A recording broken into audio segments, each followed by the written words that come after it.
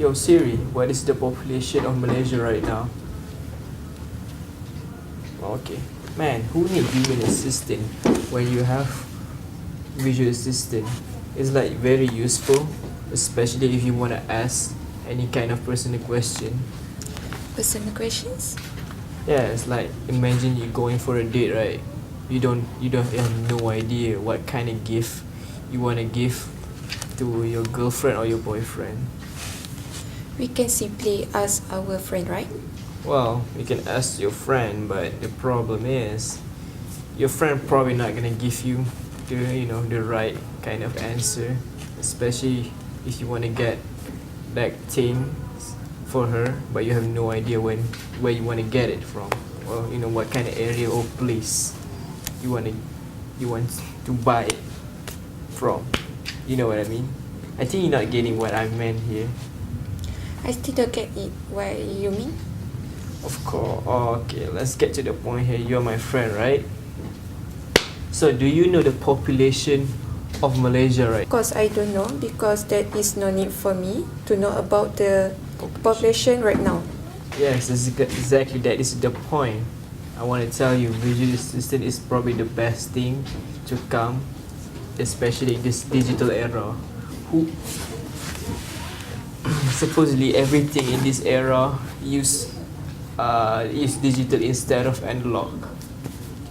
Check the phone. What's that? Okay, let me give you example. Let me give you other situation here. You are a student, right? You love this book so much, but you have no idea when were this book published or who wrote. Okay, who maybe not wrote it though, because there always an author name in front of the book cover. So just you want to know more about the book, so you can ask Siri directly and she will probably answer it immediately after you ask the question. So it's more efficient in terms of asking question. Oh, I just found out her another type of virtual assistant called Bixby. It is from Samsung. Okay.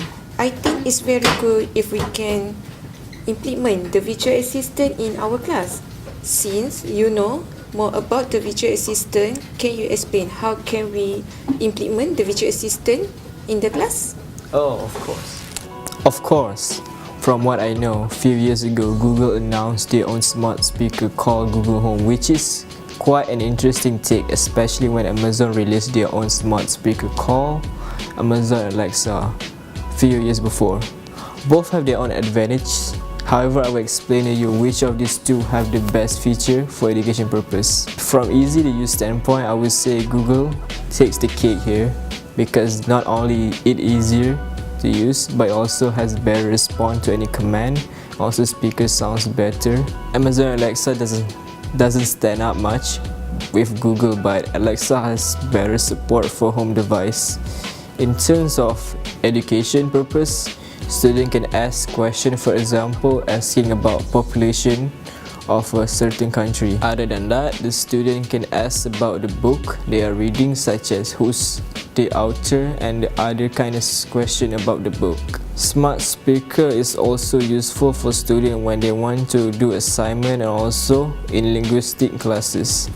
In class, a lecturer can ask Google to play a video for reference. In class, you can also set class timer so students won't be late for their next class. Lastly, Google Home only costs around $129, which is roughly around 520 ringgit, which is quite a reasonable price if you ask me. In the end, I believe that using Google Home in education will bring more fun in classroom, especially for the current generation who are indulged in digital technology. To finalize my explanation here, in our polytechnic, we have classroom-enabled technology. To finalize my explanation, in our polytechnic, we have classroom called technology-enabled collaborative classroom, which is called TECC. These classrooms are enabled with tech such as smart board, flipped classroom design, and a computer for interactive learning. I believe having a Google Home in TECC classes will make learning more fun and enjoyable, right? So thank you very much for listening.